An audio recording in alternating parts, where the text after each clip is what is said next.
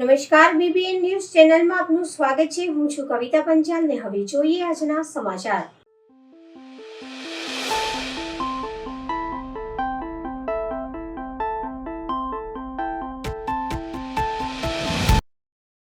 વડોદરાના માંજલપુર વિધાનસભામાં આપની સંગઠન બેઠકનું આયોજન કરાયું. દિલ્હીથી પધારેલ વડોદરા લોકસભાના ઇન્ચાર્જ તથા ટીમ શ્રી સિંધુ ગોપાલ રાય ખાસ માંજલપુર વિધાનસભાના કાર્યકર્તાઓ સાથે સીધો સંવાદ કરવામાં આવ્યો હતો. આવનારા દિવસોમાં સ્થાનિક સ્વરાજ્યની ચૂંટણીને ધ્યાનમાં રાખીને આમ આદમી પાર્ટી દ્વારા માંજલપુર વિધાનસભા સૌ મોટી સંખ્યામાં કાર્યકર્તાઓ પદાધિકારીઓ ઉપસ્થિત રહ્યા હતા. આ મીટિંગ GF 29 સિદ્ધાર્થ મેગ્રેન્ટ પ્લસ બંસલ મોલ પાસે કરવામાં આવી હતી.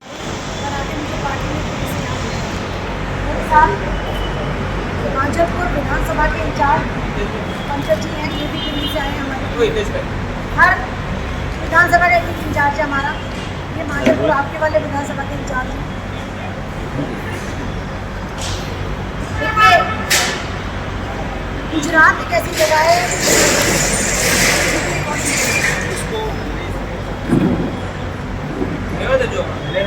મિશન 2027ના અંતર્ગત દિલ્હીથી જે આપણા ગુજરાતની અંદર 2027ની ચૂંટણી થવાની છે, તો એની શરૂઆત અને એનો જે બ્યુગલ ફૂંકવા માટે અમને સપોર્ટ માટે દિલ્હીથી એક લોકસભા ઇન્ચાર્જ અને તેના અંતર્ગત એમની ટીમ આવેલી છે. એ ટીમ ખૂબ જ જે એક્સપિરિયન્સ છે, એમની સાથે જે લોકો આવેલા છે તે એક MLA પણ છે, જેની અંદર એક કાઉન્સિલર છે, અને એ જોવા આવ્યા છે કે અત્યારે આમ આદમી પાર્ટીની શું પરિસ્થિતિ છે અને આમ આદમી પાર્ટી આગળ 2027માં સરકાર બનાવવા માટે કઈ રીતે આગળ વધવી એની જે ડિસ્કશન છે અમારા કાર્યકર્તાઓની વચ્ચે કરવા માટે એ આવેલા છે. શું પરિસ્થિતિ લાગે જી વડોદરાની અંદર પરિસ્થિતિમાં જોવામાં આવે તો સૌથી પહેલા લાગતું હતું કે વડોદરાના શહેર જે છે ભાજપને પાછલા 30 વર્ષથી વોટ આપીને સરકાર વારંવાર બનાવે છે, પરંતુ પાછલા 10 વર્ષથી એક નાનકડા વરસાદની અંદર અહીંયા પૂર આવી જાય છે. ત્યારબાદ સ્કૂલોની જે સંખ્યા છે ઘટી રહી છે, ત્યારબાદ શિક્ષકોની પ્રોબ્લેમ છે, ત્યારબાદ તમે જોઈ શકો છો કે હેલ્થ વર્કર ઓછા થઈ રહ્યા છે, હોસ્પિટલોની હાલત વકડી રહી છે, જ્યાં ત્યાં જુઓ ત્યાં અનબનાવ થઈ રહ્યા છે અને માથાભારે લોકોનું જે છે ત્રાસ વધતો જાય છે.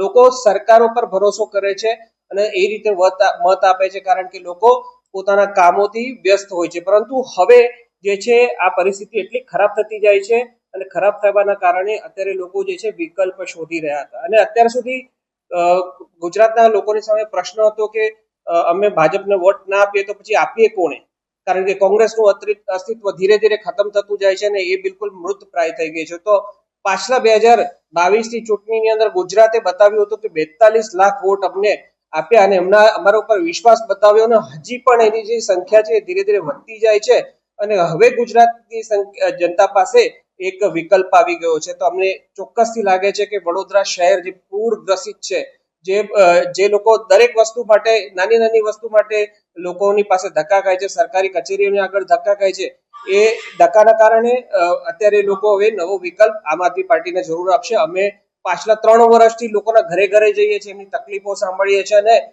અમને લોકો દિલાસો આપે છે કે નહીં વિનયભાઈ, હવે અમે આમને બદલીશું અને હવે તમને મોકો જરૂર આપીશું.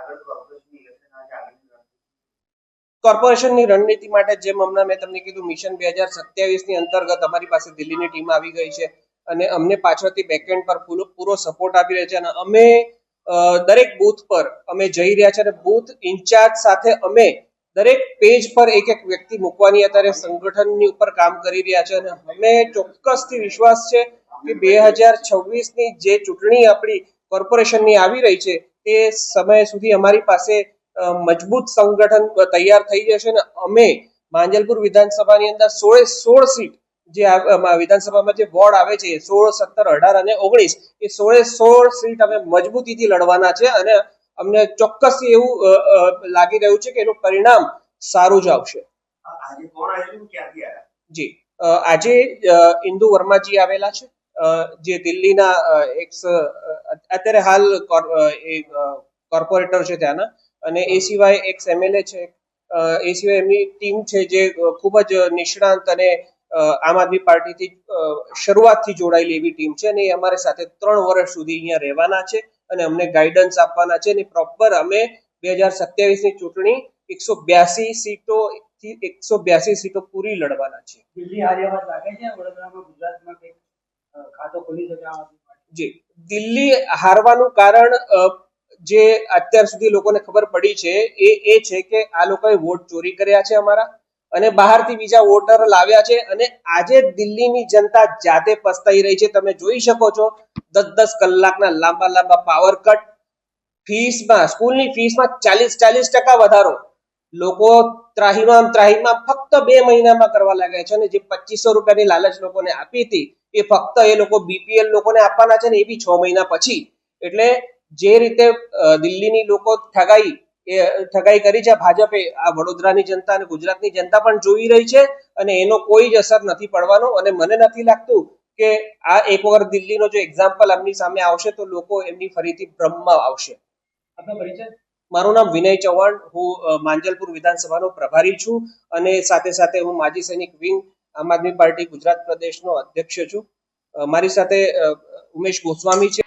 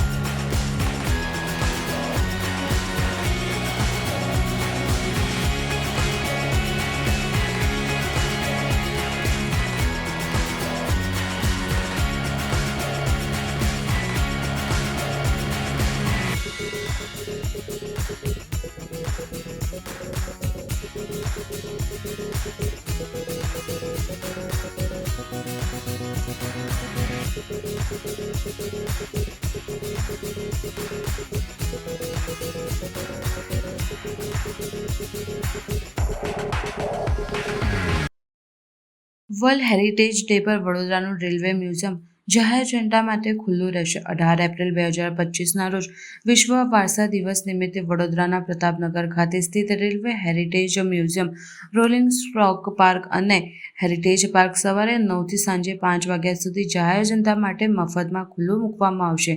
Senior division mechanic engineer Shri Bhajanlal મીણાએ જણાવ્યું હતું કે પ્રતાપનગરનું આ રેલવે મ્યુઝિયમ ખૂબ જ ખાસ છે કારણ કે ભારતીય રેલવેનો જૂનો નેરોગેજ વારસો અહીં સચવાયેલો છે. આ સંગ્રહાલય આવનારી પેઢીઓને રેલવે ઇતિહાસ સાથે સંબંધિત બાબતો બતાવવા અને સમજાવવામાં મદદ કરશે. રેલવે વિભાગે વડોદરાના તમામ નાગરિકોને આ ઐતિહાસિક વારસાને જોવા અને તેનો લાભ લેવા વિનંતી કરી હતી. आज वर्ल्ड हेरिटेज डे है और रेलवे ने जो है पश्चिम रेलवे ने, क्योंकि हम यहाँ पे बड़ौदा गायकवाड़ रेलवेज़ के पार्ट रहे हैं, तो इसलिए यहाँ बड़ा अच्छा एफर्ट किया गया. एक म्यूज़ियम बनाया गया है जिसको आप देख रहे हैं और उसमें जो जब से ये रेलवे स्थापन हुई थी BBCI और बड़ौदा गायकवाड़ रेलवेज़, तब से जो भी उस समय की महत्वपूर्ण वस्तुएं थी और हेरिटेज वैल्यू की वस्तुएं थी इकट्ठा करके ये हेरिटेज म्यूज़ियम बनाया गया है ताकि बड़ौदावासी, स्पेशली जो बच्चे हैं स्कूल के, जैसे हमारे जो संग्रहालय के मुखिया है उन्होंने कहा कि स्कूल के बच्चों को हम फ्रीली अलाउ करते हैं और इनफैक्ट आज के दिन तो सभी को यहाँ हमने इनवाइट किया है कि आके देखें, तो उससे हमारी जो हेरिटेज है वो लोगों को ध्यान में आए. जैसे यहाँ एक पोस्टर लगा हुआ है कि अभी हम लोग नैरोगेज से अभी यहीं बड़ौदा से बुलेट ट्रेन बहुत जल्दी शुरू हो जाएगी, तो वो इतिहास भी ध्यान में रखना ज़रूरी है और अग्रसर भी होना भी ज़रूरी है. तो वो पूरा बच्चों को समझ में आए उसलिए हेरिटेज म्यूज़ियम बनाया गया है. तो जितने बच्चे यहाँ आके देखें, इनफैक्ट बड़े जवान सब आके देखें तो उतना हेरिटेज समझ में आएगा. और हम अथक प्रयास करेंगे कि मॉडर्नाइजेशन भी करें रेलवे का, साथ में जो हेरिटेज वैल्यू है हमारी उसको भी हम सम्मानित करके संभाल के रखें। धन्यवाद।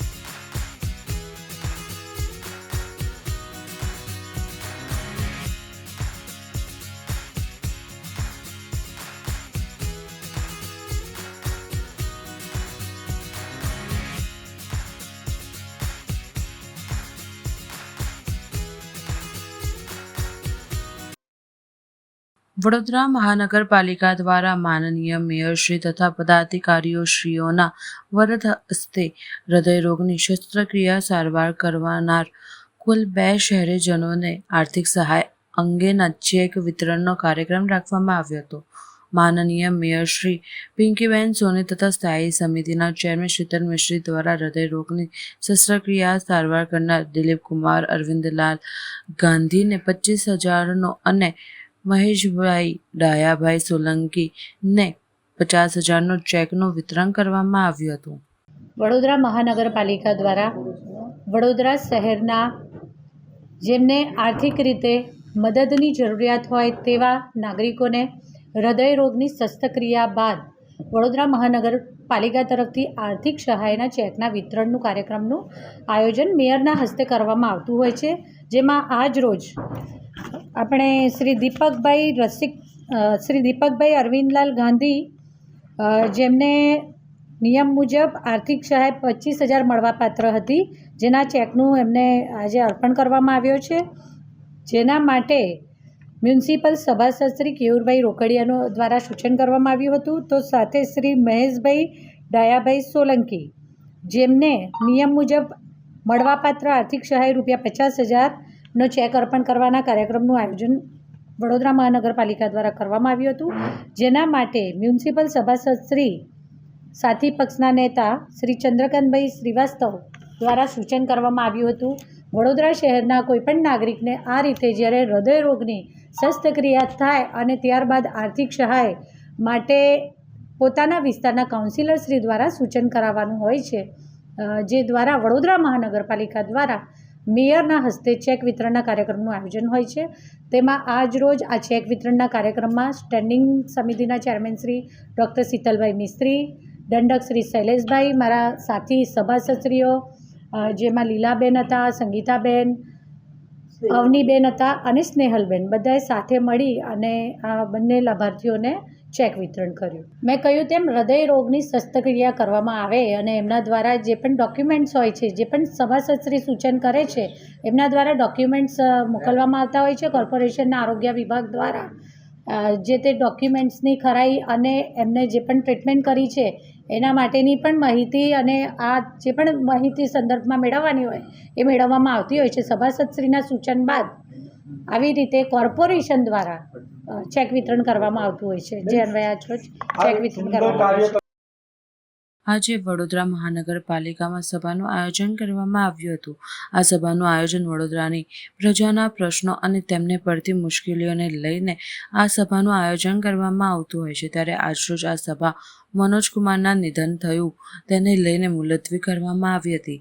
આવતા મહિનાની 15 તારીખે આ સભાનું આયોજન કરવામાં આવશે તેવું મેયર પિંકીબેન સોની દ્વારા જાહેર કરવામાં આવ્યું હતું અને વધુમાં મેયર પિંકીબેન સોની દ્વારા જણાવવામાં આવ્યું હતું.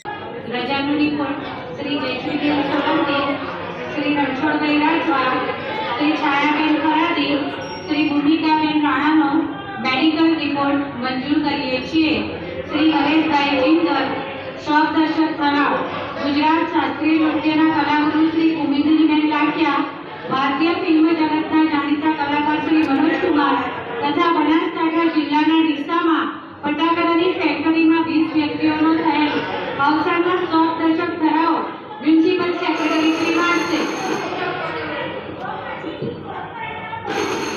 આજ રોજ વડોદરા મહાનગરપાલિકાના સર સયાજીરાવ સભાગૃહમાં મળેલી સામાન્ય સભાની બેઠક, જે તાજેતરમાં તારીખ 1 એપ્રિલ 2024ને મંગળવારના રોજ 10 કલાકે બનાસકાંઠા જિલ્લાના ડીસાના ડુવા રોડ પર આવેલી ફટાકડાની ફેક્ટરીમાં પ્રચંડ વિસ્ફોટ થતાં 20 વ્યક્તિઓના થયેલા અવસાન તથા ભારતીય ફિલ્મ જગતના જાણીતા કલાકાર પદ્મશ્રીથી સન્માનિત એવા દેશભક્તિના ગીતોથી લોકોમાં જુસ્સો ભરનાર બોલિવૂડના ભરતકુમાર તરીકે વિખ્યાત શ્રી મનોજકુમાર તારીખ 4/4/2025ના રોજ 87 વર્ષના વયે થયેલ દુઃખદ અવસાન તથા ગુજરાતના શાસ્ત્રીય નૃત્યના કલાગુરુ પદ્મ વિભૂષણથી સન્માનિત એવા સુપ્રસિદ્ધ નૃત્યાંગના, નૃત્ય નિર્દેશિકા અને શિક્ષિકા શ્રી કુમુદિનીબેન લાઠિયાના તારીખ 12 એપ્રિલ 2025ના રોજ 94 વર્ષની વયે થયેલ અવસાન બદલ મહાનગરપાલિકાની આજરોજ મળેલી સામાન્ય સભાએ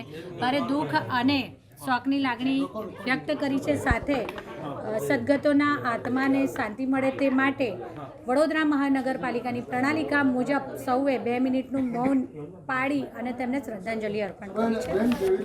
બેન, જે પ્રકારે આપણે તારીખની જાહેરાત કરી આવતા મહિને, આ લોકો એવું કહી રહ્યા છે કે 1 મહિના સુધી સભા ડીલે કરી દેવામાં આવી છે. આ અંગે શું આપનું માનવું? જ્યારે પણ સભામાં શોકદર્શક ઠરાવ હોય છે ત્યારે આ સભાને આગળની તારીખ ઉપર ડીલે કરવામાં આવતી હોય છે. એ મુજબ નવી તારીખનું ડિક્લેરેશન ચાલુ સભા દરમિયાન કરવામાં આવતું હોય છે. અચ્છા, મેં એક મહત્વની બેન વાત એ છે કે આપ માનો છો, આપ જોવો છો રોજ મીડિયાના માધ્યમથી કે એક ને અનેક સમસ્યા શહેરમાં છે. સભાનો હેતુ જે હોય છે કે ચર્ચા કરવાની, તો 2 દિવસ પણ પછી તમે બોલાવી શકતા હતા. જો લાગણી હતી તો આપ શું કહેશો? વડોદરા મહાનગરપાલિકા દ્વારા 24/7 વડોદરા શહેરનો વિકાસ હોય કે લોકોના પ્રશ્નોના નિરાકરણ હોય કે સમસ્યાઓના ઉકેલ હોય, એના માટે 24/7 કામગીરી કરવામાં આવતી હોય છે.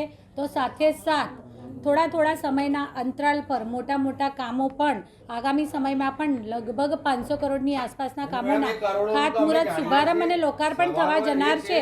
ત્યારે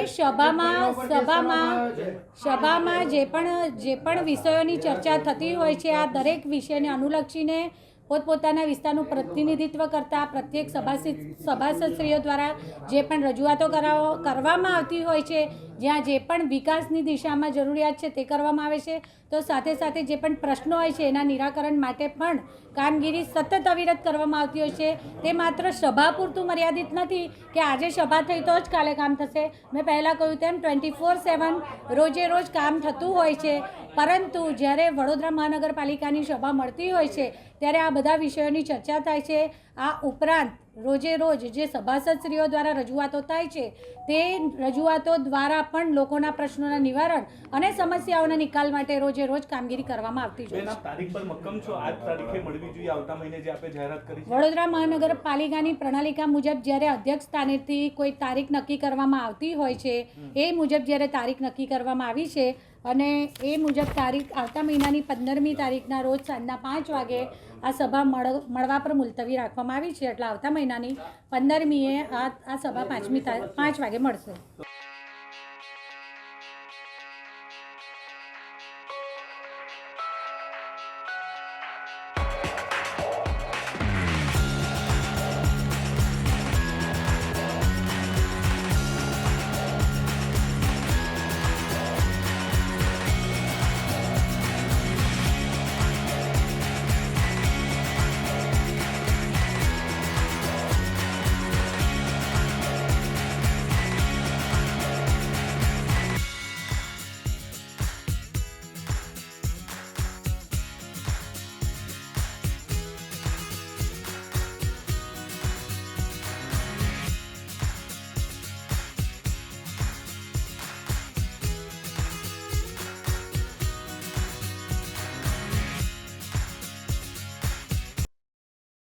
આજરોજ વડોદરા મહાનગરપાલિકા ખાતે સભાનું આયોજન કરવામાં આવ્યું હતું અને આ સભા મુલતવી કરવામાં આવી છે, જેને લઈને કોંગ્રેસ દ્વારા વિરોધ કરવામાં આવ્યો હતો. વડોદરા મહાનગરપાલિકા ખાતે મળતી સભામાં વડોદરા શહેરના પ્રજાના પ્રશ્નો અને તેમને પડતી મુશ્કેલીઓનું નિરાકરણ લાવવામાં આવે છે.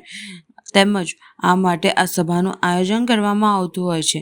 આજરોજ મળેલી સભા આવતા મહિનાની 15 તારીખે રાખવામાં આવી છે, જેથી કરીને કોંગ્રેસ દ્વારા વિરોધ કરતા આક્રોશ તારવવામાં આવ્યો છે કે વડોદરાની પ્રજાના પ્રશ્નોનું નિરાકરણ ક્યારે લાવશે. અને વધુ વડોદરા શહેર કોંગ્રેસ નેતા ચંદ્રકાંત શ્રીવાસ્તવ દ્વારા જણાવવામાં આવ્યું હતું કે વડોદરા શહેરના નાગરિકોને પાણી આપી શકતા નથી અને મહિલાઓ બોલવા જાય તો એમના પર કેસ થાય, દમન થાય.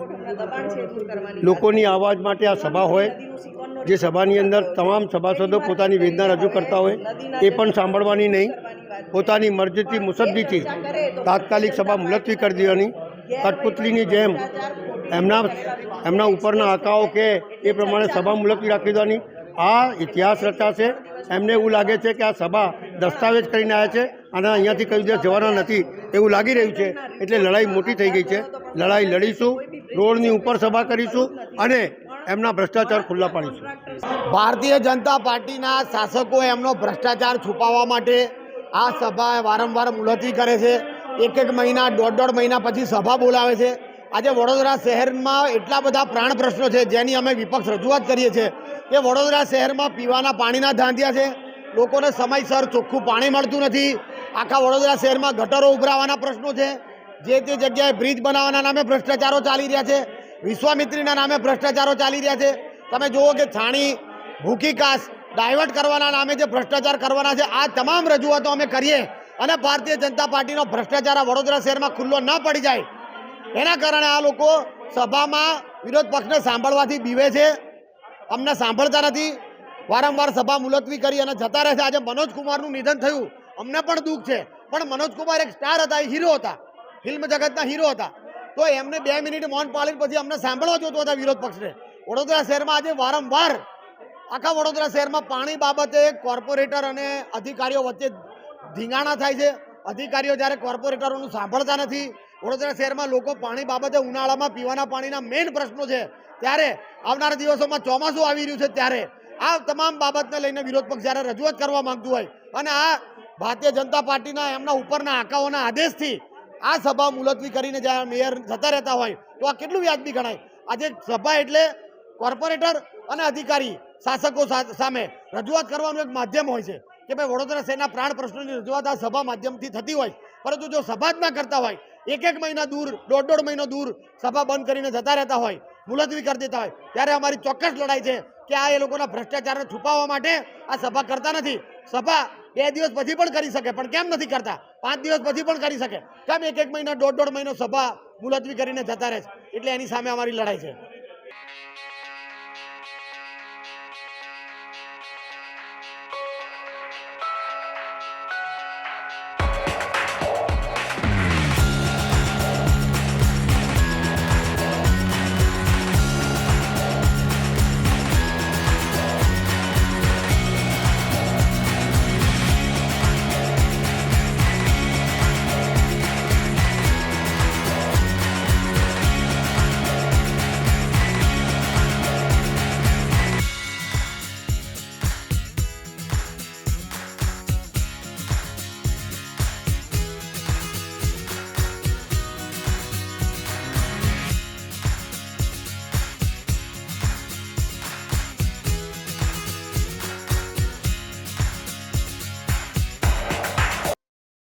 ડભોઈથી વાઘોડિયા જવાના માર્ગ ઉપર ડભોઈ તાલુકાના ગોજાલી ગામની ઢાઢર નદીના બ્રિજ પાસે જોખમી ડાયવર્ઝનની અકસ્માતની ભીતિ. ડભોઈથી વાઘોડિયા જવાના માર્ગ ઉપર ગોજાલી ગામ નજીક ઢાઢર નદી પર બની પામેલ રહેલ બ્રિજની બાજુમાં જોખમી ડાયવર્ઝનથી અકસ્માતની ભીતિ સેવાઈ છે.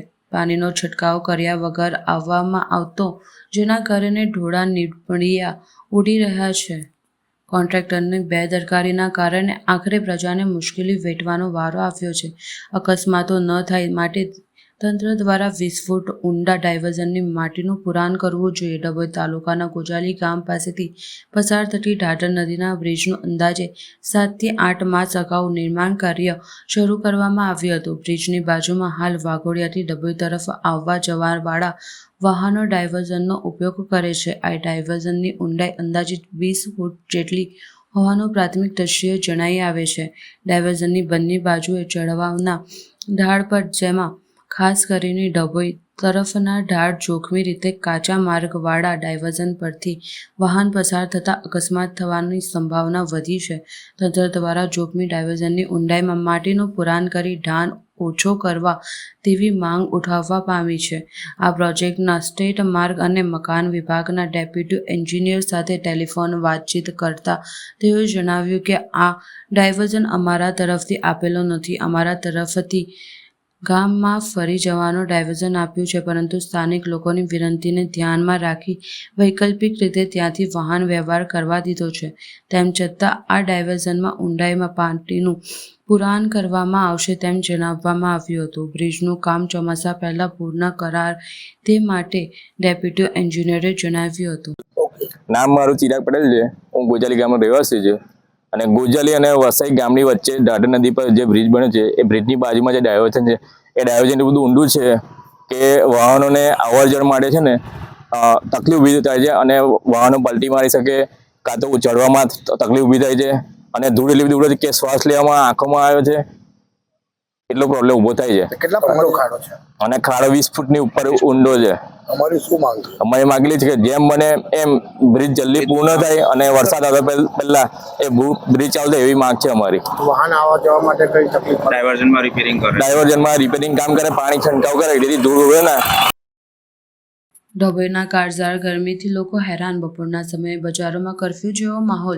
ડભોઈ નગરમાં કાળઝાળ ગરમીથી પ્રજાજનો ત્રાહિમામ પુકારી ઉઠ્યા છે. બપોરના સમયે 1 થી 5 વાગ્યા સુધી માર્ગો અને બજારો સુનસાન જોવા મળે છે. ગરમી સામે સંરક્ષણ મેળવવા પ્રજાજનો વિવિધ પ્રયાસો કરી રહ્યા હોવાનું જાણવા મળે છે. ડભોઈ વિસ્તારમાં ગરમીના કારણે બપોરના સમયે બજારોમાં અવરજવર નહિવત હોવાથી માહોલ કરફ્યુ જેવો લાગે છે. આકાશમાંથી અગ્નિવર્ષા વરસવાનું શરૂ થતાં જ બપોરે બજારો અને રાજમાર્ગો સુનસાન જોવા મળે છે. ડભોઈ તાલુકામાંથી ધંધાર કે જરૂરી કામ માટે ના છૂટકે બપોરે નીકળતા લોકો ચશ્મા, ટોપી, મોઢા ઢાંકીને બહાર જતા જોવા મળે છે. આ ઋતુમાં ઠંડા પીણા, આઈસ્ક્રીમના પાર્લર ઉપર ધૂમધામ ગરાકી જોવા મળતી હોય છે. કાળઝાળ ગરમીનો પ્રકોપ દિવસે ને દિવસે વધતા નગરજનોને તાલુકાવાસીઓ અસહ્ય ગરમીથી તોબા બોલવા પુકારી ઉઠ્યા છે. ઘરના ભાગે 3જા માળે આવેલ ઓવરહેડ ટ્રેકોમાં પાણી અંગ દજાવે તેવું ગરમ થઈ જવા પામે છે. ગામમાં ઘરો એકબીજા સાથે જોડાયેલા જોવા મળે છે, જ્યારે સોસાયટી વિસ્તારમાં મકાનો ચારે બાજુ ખુલ્લા હોય છે, જેને લઈને આ મકાનોની દિવાલો ગરમ થઈ જતા ઘરની ચારે દિવાલો વચ્ચે ભર બપોરે બેકરીના ભઠ્ઠા જેવી ગરમી વધતા ત્યાં રહેતા રહીશો હેરાન પરેશાન થઈ જાય છે, જેને લઈ મકાનની આજુબાજુ પાણીનો છંટકાવ કરે છે અને ધાબા ઉપર ગરમી સાથે સંરક્ષણ મેળવવા અવારનવાર પ્રયોગો હાથ ધરે છે. અગ્નિવર્ષાના માહોલમાં ભર બપોરે કુદરતના પારેવાઓ પર નીલગંગામાં વિહરવાનું સાહસ કરતા નથી. મળીશું આ સમયે આ ચેનલ પર. ત્યાં સુધી સમગ્ર BBN ન્યૂઝ ચેનલની ટીમને રજા આપશો. નમસ્કાર.